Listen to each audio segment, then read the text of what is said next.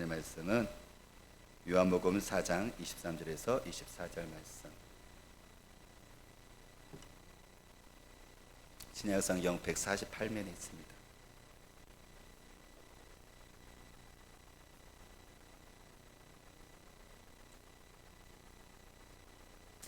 저와 여러분들이 같이 함께 하나님의 말씀을요, 우리 같이 함께 우리 읽도록 하겠습니다. 아버지께 참되게 예배하는 자들은 영과 진리로 예배할 때가 오나니 곧 이때라. 아버지께서는 자기에게 이렇게 예배하는 자들을 찾으시니라. 하나님은 여기시니 예배하는 자가 영과 진리로 예배할지니라. 아멘.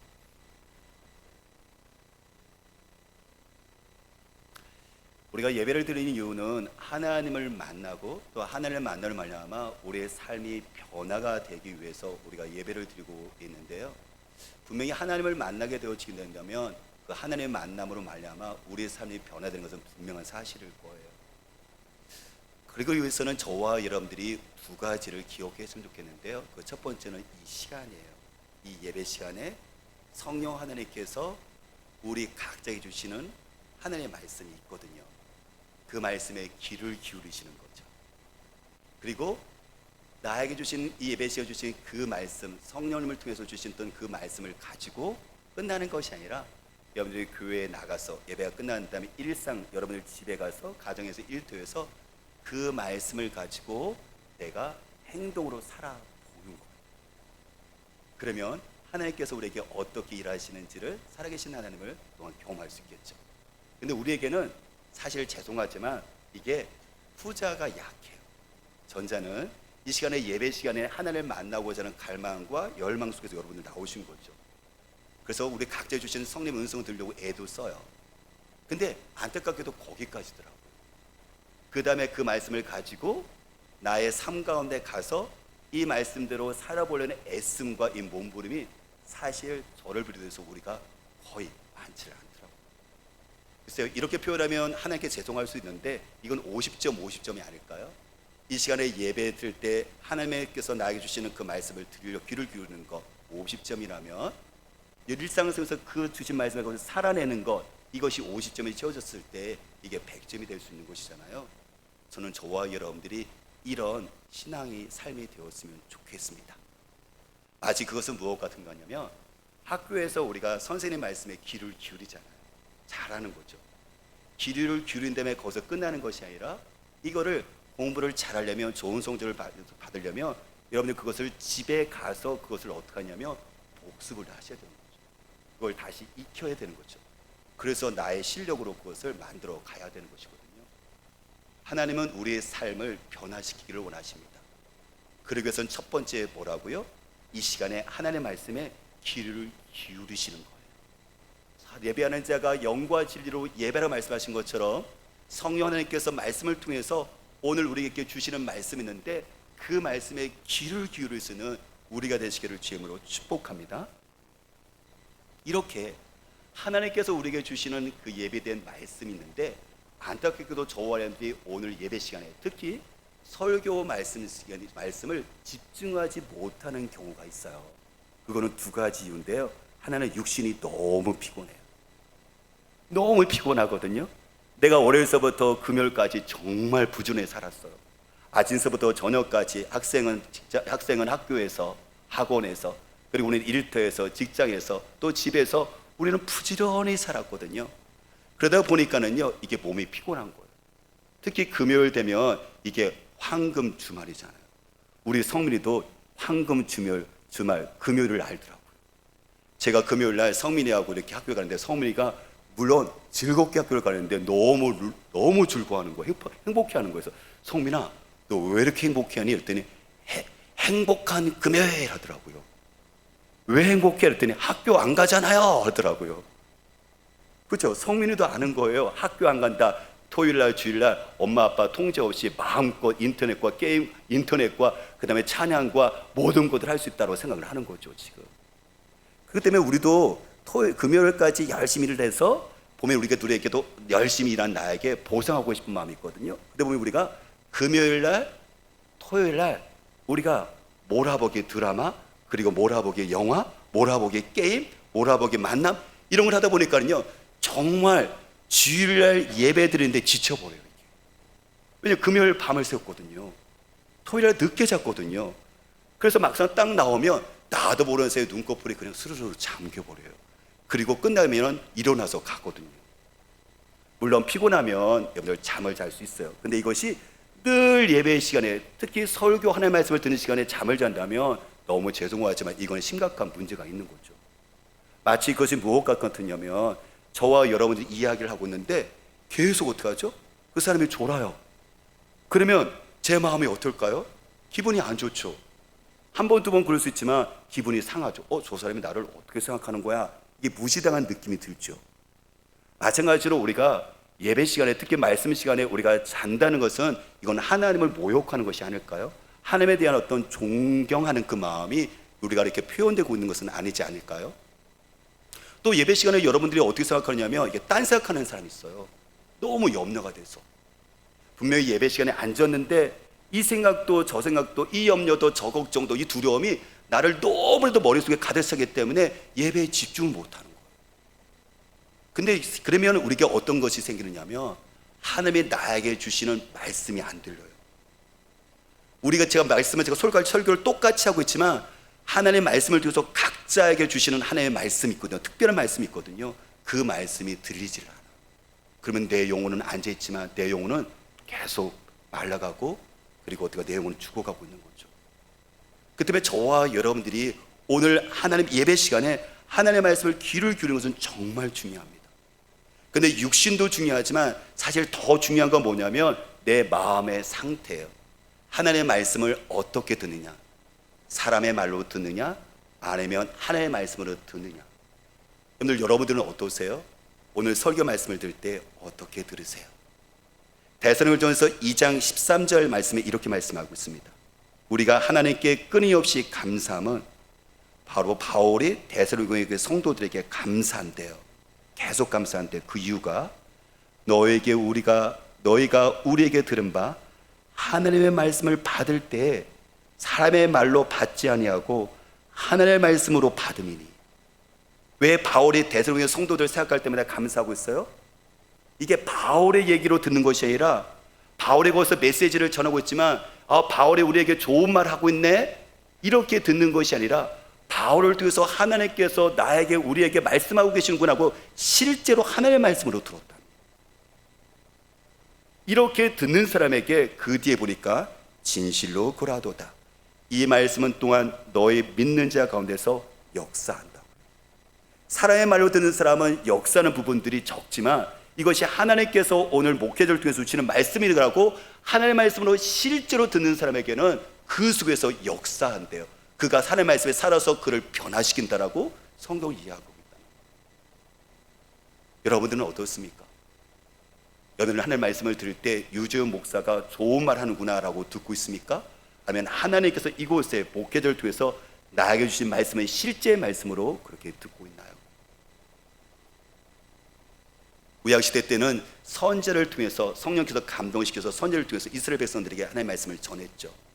신약시대 때는 사도를 통해서 성령께서 감동시켜서 하나님의 말씀을 전했죠. 요즘 시대는 목회자를 통해서 성령의 감동하심으로 성령과 같이 함께 여러분들에게 예배자에게 하나님의 말씀을 전하고 있거든요. 여러분들은 오늘 유재민의 말을 듣고 있나요? 저를 통해서 말씀하시는 하나님의 음성을 듣고 있나요? 이것은 정말 중요합니다. 오늘 이곳에 계신 성령 하나님께서 우리에게 말씀해 주시기를 원합니다. 오늘 이 자리에 계신 성령님께서 예배드리는 우리에게 각자에게 하나님의 말씀으로 가르쳐 주기를 원하십니다. 우리 마음을 열어주셔서 생명의 빛, 말씀의 빛을 비춰주시기를 원합니다. 이렇게 귀를 기울일 수는 예배제가 하나님께서 분명히 만나줄 줄 믿습니다. 여기서 이제 끝나지 말고 그 다음 단계, 그렇죠? 우리가 잘 하지 못하고는 그 다음 단계가 뭐라 했었죠? 나에게 주신 이 말씀, 나에게 들려주는 이 성령께서 주셨던 그 말씀을 가지고 이제 나의 일상의 삶으로 가정과 일터와 가정부터 사회 그리고 학교에 가서 그 말씀대로 행동하며 살아보려는 그 애씀이 우리에게 필요하다는 거예요. 그게 채우는 거예요. 저 같은 경우는 영어하고 수학, 여러분들 영어 수학 어떻습니까? 저는 천국과 지옥을 봤습니다. 느꼈습니다. 수학이 지옥이었어요. 야, 진짜 나중에 지옥, 야, 수학 같겠구나 하는 생각이 들었거든요. 저는 수학이 너무너무 싫었어요. 그 시간이 빨리 끝내기를 기다렸습니다. 근데 영어는 저에게는 좋았어요. 영어는 저에게는 천국이었거든요. 근데 저희가 이렇게 영어와 수학에 천국과 지옥으로 갈렸던 이유가 있어요. 그건 뭐냐면 수학은 부모님이 저에게 그 교육에 대한 어떤 열의가 있어서 개인 과외를 붙여주셨어요. 저는 열심히 들었거든요. 선생님이 가르쳐주면 선생님이 그렇게 푸는구나 끄떡끄떡 하면서 따라갔어요. 정말 귀를 잘 기울였죠. 물론 종종 졸기도 했지만요. 그런데 끝난 다음에 선생님이 간 다음에 이거 풀어보자 했을 때 저는 그거에 대해서 하지 않았어요. 실질적으로 선생님이 풀어준 것을 제가 실질적으로 풀어야 되는데 수학 문제를 풀어서 실패도 하고 잘 안 되기도 하고 다시 한번 해보기도 해야 되는데 선생님이 풀어준 것에 대해서 열심히 끄떡끄떡해서 따라갔지만 실질적으로 제가 푸는 것들을 너무 힘들어서 저는 포기해버렸거든요. 잘 하질 않았거든요. 그래서 선생님이 말하는 것은 이해가 되는데 실질적으로 제가 풀려면 이게 안 되는 거예요. 복습을 안 했던 거죠. 여러분들, 선생님의 실력이 내 실력이 아니에요. 내가 그것을 깨달았다 해서 이해가 됐다 해서 이게 내 수학 실력이 실제로 풀 수 있는 게 아니라는 거예요. 깨달은 것을 이해한 것을 실질적으로 내가 써보면서 안 되면서 실패하면서 내가 풀어봤을 때 이게 내 실력, 내 수학이 된다는 거예요. 근데 영어는 그렇지 않았어요. 영어는 단어를 외웠고 새로운 단어를 내놓고 선생님이 옆에서 문법을 설명해 주면 그거에 대해서 이해할 뿐만 아니라 그거를 이해하고 암기하려고 애를 썼고 그 다음에 실질적으로 문제를 풀어보고 오답 노트를 만들어서 그거를 여러분들 다시 한번 정리를 내기 시작했거든요. 저에게 왜 수학과 영어가 이렇게 차이가 나고 있을까요? 수학은 내 실력이 아니에요. 선생님이 실력이에요. 제가 풀지 않았으니까, 깨닫기만 했으니까. 근데 영어는 내 실력이에요. 왜요? 이해할 뿐만 아니라 제가 실질적으로 풀어보고 실패도 했지만 해봤으니까요. 똑같아요. 제가 하나님의 말씀을 전했을 때 나에게 주신 말씀을 성령 통해서 주신 말씀을 여러분들이 듣거든요. 깨닫거든요. 좋습니다. 근데 거기서 그치는 것이 아니라 이것이 내 실력과 내 경험과 그리고 내 삶의 변화가 되기 위해서는 그 다음에 어떻게 된다고요? 그 말씀을 가지고 내가 풀어봐야 돼요. 그 말씀을 가지고 실험해 보셔야 돼요. 잘 안 될 때도 있어요. 넘어질 때도 있어요. 어려울 때도 있어요. 그래도 또 해보면 이것이 쌓여져서 이것이 어떻게 보면 실력이 되어진 것을 보게 되어집니다. 그것이 바로 이 느헤미야 8장에 나오는 이스라엘 민족의 공동체였어요. 느헤미야 8장을 한번 찾아볼까요? 여러분들 성경 한번 찾아보셨으면 좋겠어요. 좀 수고스럽지만 물론 여기 비춰질 것이지만 오늘 느헤미야 8장 구약성경 737페이지에 있어요. 우리 한번 찾아볼게요. 737페이지 구약성경 737페이지에 느헤미야 8장. 여기 보면 이스라엘 백성들이 예배 공동체인데 그들이 어떻게 변하는지 이것이 우리 공동체가 되기를 원하는데요. 8장 1절 737페이지에 있습니다. 우리 읽어볼게요. 이스라엘 자손이 자기들의 성읍에 거주하였더니 일곱째 달에 이르러 모든 백성이 일제히 수므나 광장에 모여 학사 에스라에게 여호와께서 이스라엘에게 명령하신 모세의 율법책을 가져오기를 청하매. 네, 그대로 좀 놔두세요. 이 내용이 뭐냐면 이스라엘 백성들이 바벨론에서 포로로 70년 있다가 하나님의 약속대로 다시 고향 땅 예루살렘으로 돌아와서 그들이 성을 쌓았어요. 자기들이 그 성 안에 거주주가 있잖아요, 그렇죠? 성을 쌓은 다음에 성에는 문이 있잖아요. 동대문, 남대문, 북문 있는 것처럼 이스라엘 예루살렘의 성에 수문이 있어요. 근데 수문 안에는 넓은 광장이 있어요. 근데 이스라엘 백성들이 거기 모였습니다. 그들이 거기서 예배를 드리고 있는 거예요. 그리고 학사, 제사장, 요즘 말하면 목회자에게 하나님의 책, 모세의 율법책, 성경책을 가져오라고 그들이 청합니다. 지금 예배 드리면서 메시지, 말씀을 듣고 있는 거죠. 자, 그 다음에 3절 말씀을 볼게요. 3절. 네, 우리 읽습니다. 수문 앞 광장에서 새벽부터 정오까지 남자나 여자나 알아들을 만한 모든 사람 앞에서 읽음에 무백성이 그 율법책에 귀를 기울였는데 라고 적었죠. 모여서 예배를 드리면서 하나님의 말씀을 읽는데 자그마치 6시간이에요. 와, 6시간. 근데 그 6시간을 그들이 이스라엘 백성들이 지금 어떻게 하고 있냐면 율법책에 귀를 기울이고 있다는 거예요. 그렇다면 저와 여러분들이 지금 30분 정도, 제 메시지가 30분에서 40분 사이거든요. 30분에서 40분 사이에 저와 여러분들은 어떻게 될까요? 귀를 기울이는 여러분들 이 의지와 성령님께 도움에서 음성을 듣고자 하는 이 갈망이 있어야 되겠죠. 그러는데 이 귀를 기울이니까 그 다음에 어떤 일이 일어나느냐면 이 예배 가운데 여러분들 이 메시지를 읽는 가운데 속에서 이런 일들이 일어나요. 여러분들 8절 말씀 8절 읽을게요.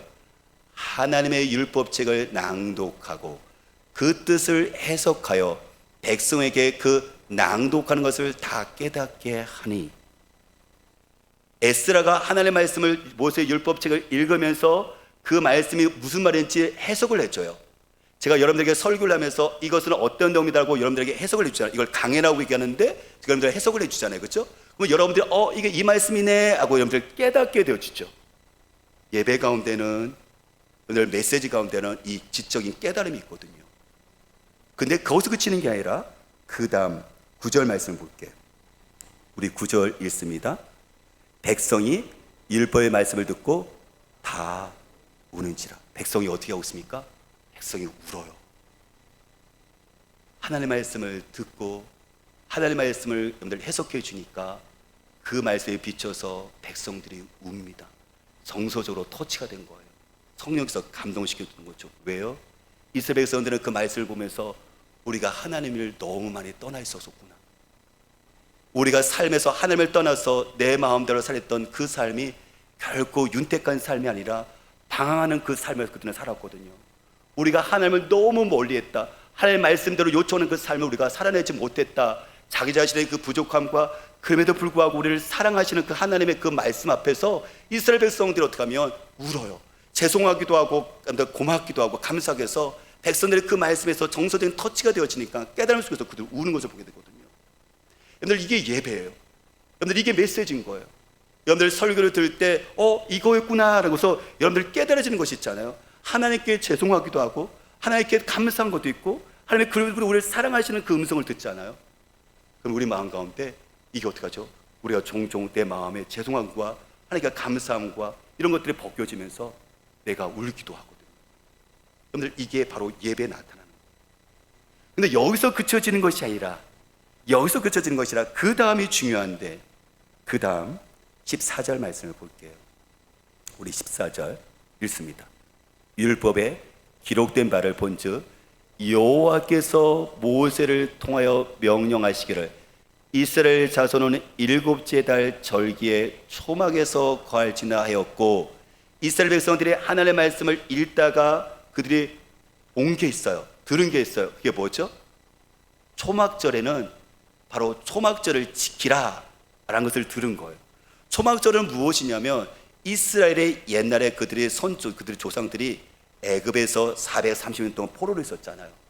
그때 하나님께서 모세를 보내주시고 이스라엘 백성들을 건져주셨잖아요. 그들의 광야길을 40년 갈 때 그 광야길 속에서 하나님께서 이스라엘 백성들을 어떻게 하죠? 먹이시고 입히시고 그들을 보호해 주시거든요. 그거를 기억하기 위해서 이스라엘 백성들을 하여금 가나안 땅에 들어갔었을 때, 정착했었을 때 7월 달에 되어지면은 그들에게 초막절을 짓게 말입니다. 초막절은 풀초자잖아요. 이 막자는 집을 짓는 거잖아요. 풀로 나뭇가지로 집을 져갖고 7월 달에 되어지면은 초막절에 자기 자녀와 같이 함께 들어가요. 그러면 자녀들이 묻겠죠. 아빠 너무 불편해요. 왜 이곳에서 우리가 있어야 되는 거죠? 그러면 부모는 자녀들에게 교육을 시켜요. 하나님이 우리 조상들이 애굽에서 포로에 있었을 때, 광야길을 갔을 때 하나님께서 우리를 보호해 주신 거야. 그걸 하나님의 은혜를 잊지 않기 위해서 우리가 이렇게 초막절에서 우리가 지내고 있는 것이란다. 아들아 딸아, 하나님의 은혜를 잊지 마려 하고 그것을 교육하기 위해서 초막절을 지키라고 했는데 이스라엘 백성들이 그것을 지금까지 지키질 않았거든요. 근데 오늘 성경 말씀을 읽다 보니까는 7월 달에 초막절이었는데 그것을 지키라고 했었을 때 이스라엘 백성들이 지금 모여서 예배될 때가 7월 달이거든요. 그러자 그들이 어떻게 하느냐면 이제 15절 보니까 이렇게 얘기를 해요. 15절에 이렇게 얘기하죠. 맨 끝에 보니까는 기록한 바를 따라 초막을 지으라라 한지라 16절이요. 백성이 이에 나가서 나뭇가지를 가져다가 지붕 위에 뜰 안에 하나님의 전뜰에 혹은 수문 광장에 혹은 문 광장에 초막을 짓고 자녀와 같이 함께 거기 들어가서 그들의 삶을 살아. 며칠 동안 말이죠. 이것은 무엇을 얘기하는 걸까요? 하나님의 말씀을 듣자, 깨닫자, 감정의 터치, 단지 우는 걸로 끝이는 것이 아니라 그들의 그 말씀대로, 그 주신 말씀대로 그들의 아이와 같이 함께 살아내고 있다는 것. 그러자 17절 말씀 보니까 맨 뒤에 보니까는 이에 크게 기뻐하며 거기에 하나님의 나라가, 하나님의 평강과 기쁨이, 절대 평화가 임하는 것들을 보게 되죠. 이게 예배예요. 이게 메시지예요. 사례는 이것이 바로 하나님의 우리의 삶 가운데 경험케 하시는 하나님의 예배와 메시지의 능력이라는 것을 보게 해야 된다는 거예요. 그런데 안타깝게도 저와 여러분들이 하나님의 말씀에 귀를 기울이죠, 그렇죠? 그래서 깨닫기도 해요. 아, 맞아. 그리고 어느 때는 울기도 해요. 정서적인 터치가 있었죠. 위로가 되죠. 근데 거기까지가 멈출 때가 많아요. 거기서 끝나는 것이 아니라 이제 일상에 가서 주신 그 말씀을 가지고 우리와 같이 함께 살아나면서 하나님의 이곳에 계시는구나. 그래서 절대 그 평안으로 버틸 뿐만 아니라 세상을 이겨나가는 능력을 얻어야 되는데 우리가 여기서 멈출 때가 너무 많다는 거예요. 오늘 이것을 주도한 사람이 누구였었냐면, 물론 느헤미야였지만 이 예배 메시지의 주체자는 누구였었냐면 바로 에스라거든요. 에스라가 어떤 사람이었었냐면, 에스라 그 앞에 있는 에스라 7장 10절 한번 볼게요. 그 앞에 있습니다. 에스라 7장 10절.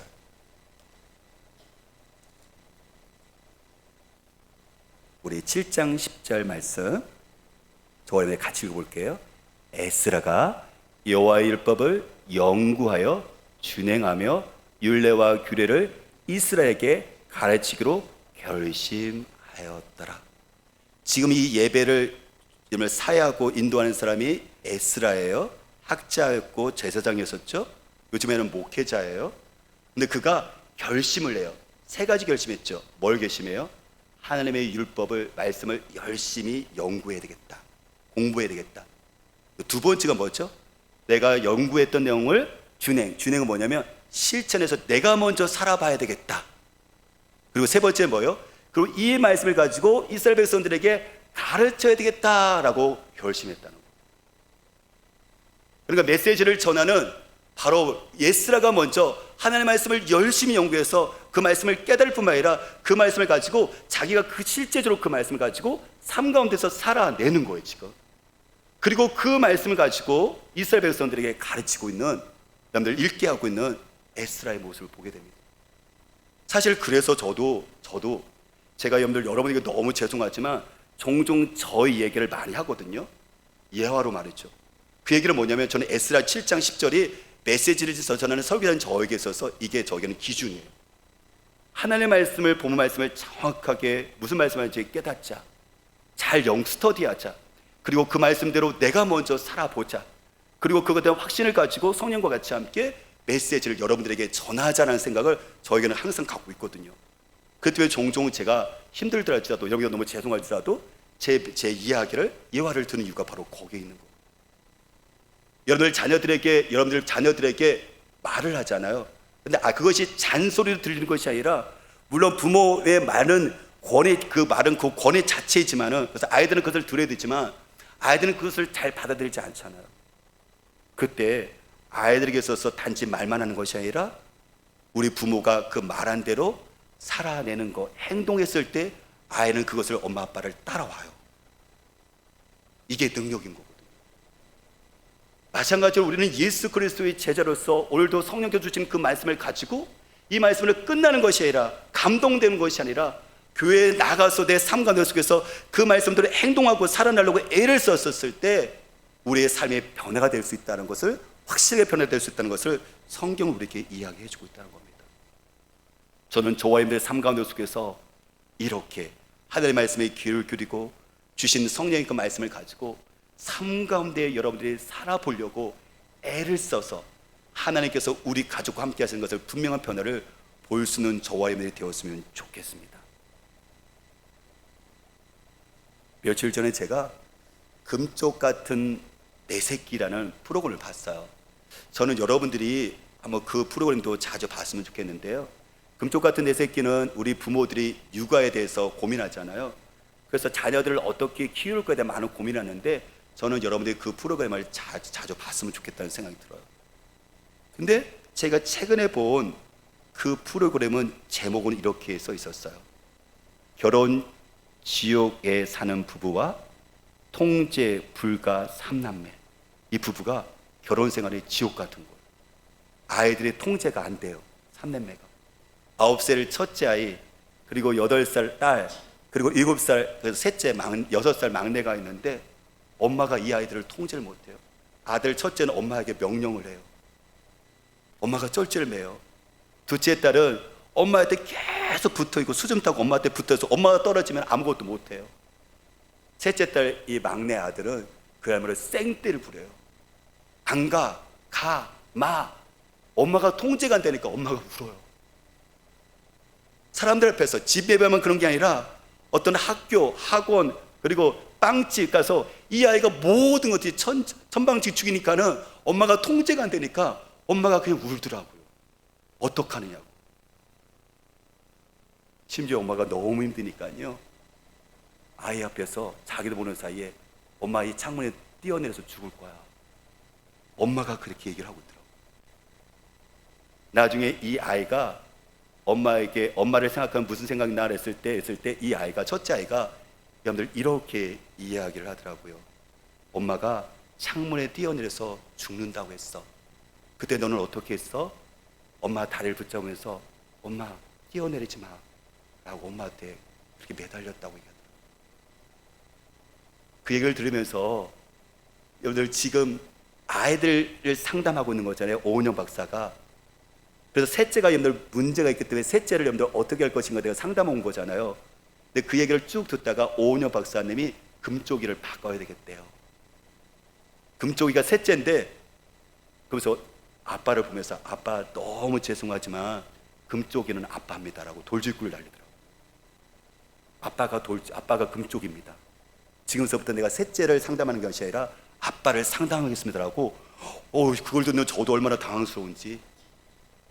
왜냐하면 아빠가 엄마하고 늘 갈등하는데 엄마하고 모든 것들이 맞질 않아요.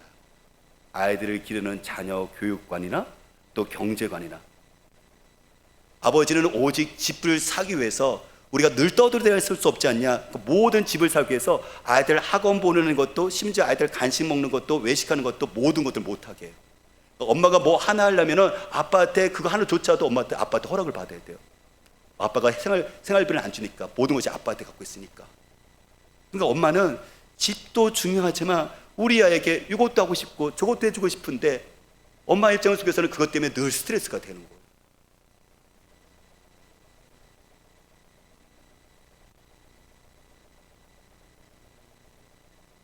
그래서 아버지는 이야기합니다. 내가 돈 벌어줬으니까 당신은 집에서 아이들만 보면 되잖아. 셋째가 문제 있는 것은 당신 때문이야. 늘 그렇게 아내를 공격을 해요. 그러니까 첫째가 그것을 보고 엄마를 지금 명령하고 공격을 하는 거죠.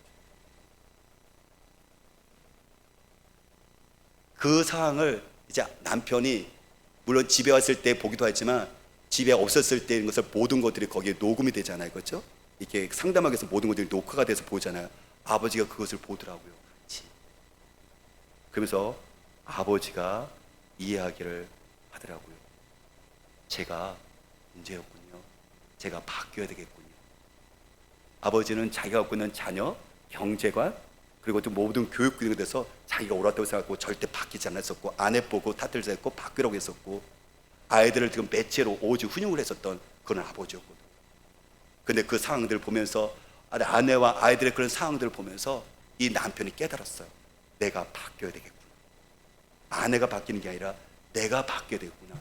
아이들을 위해서 내 자신이 이것을 새롭게 도전해야 되겠구나 생각하면서 자기가 바뀌어야 됐다고 생각을 하더라고요.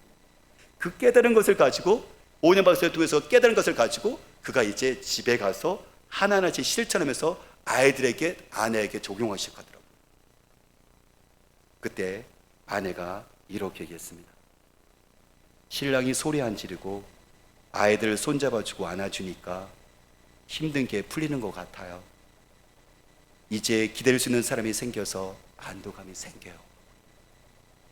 여러분들, 그 남편이 자기의 생각에서 깨달음이 있었어요. 그 깨달을 뿐만 아니라 그것을 가지고 자기가 실질적으로 행동했어요. 그랬더니 가족이 바뀌어지면서 거기에 기쁨과 행복이 있어요. 마찬가지입니다. 하나님이 우리를 사랑하셔서 독생자 예수 그리스도를 주셨고 그 예수를 믿는 우리들에게 영생을 주셨어요. 그렇죠? 하나님이 우리를 말로 사랑하신 게 아니었었어요. 하나님이 우리를 사랑하셨는데 행동으로 사랑하셨어요. 자기 아들을 우리에게 주셨어요. 그렇죠? 그래서 우리가 변한 거죠. 하나님이 내가 너 사랑해, 내가 너 좋아해 라고 우리 변하지 사람들이 안 해요. 근데 저 십자가가 뭘 얘기하는 거예요? 하나님이 이처럼 사랑했다. 자기 아들을 아끼지 않고 저와 여러분을 저 주셨다는 그 사랑의 행동 때문에 저와 여러분들이 이 시간 예배를 드는 것이고 우리가 영생을 얻었던 것이고 존귀한 하나님의 자녀로 살아갈 수 있는 힘과 능력을 얻게 되었던 거죠. 말의 능력이 아니었었어요. 그 깨달았던 그 하나님의 말씀의 능력으로 저와 여러분들은 자녀가 됐던 것이고 살아내는 겁니다. 마찬가지예요. 우리 가족이 바뀔 수가 있을까? 우리 자녀가 바뀔 수가 있을까라고 생각했을 때 하나님 말씀하십니다. 말씀은 능력이고 변화시킬 수 있다고요. 성령께서 도와주신다고요. 그 때문에 저와 여러분들은 오늘 생각할 것은 무엇이냐면 바로 이 예배 시간에 성령을 통해서 우리 각자에게 주시는, 나에게 주시는 하나의 메시지가 있어요. 그것에 귀를 기울이기를 원합니다. 그 메시지, 그 말씀을 여러분들 여기서 정서적으로 우는 것으로 끝나는 것이 아니라 내 일상으로 돌아가서 자녀와 같이 함께 살아보는 거예요. 행동해 보는 거예요. 여러분들 행동해 보는 것이고 행동하는 공동체로 서보는 거죠. 그랬을 때 하나님의 기쁨과 하나님의 나라와 통치가 이루어져서 하나님이 계시구나, 우리가 주의 백성이구나 하나님의 역사적인 것을 경험하게 될 것입니다. 성령께서 우리 연약함을 아시고 우리를 도와주십니다. 성령께서 이곳에 계십니다. 말씀하셨고 우리가 행할 수 있도록 도와주실 줄 믿습니다. 우리 같이 함께 찬양 드리겠습니다.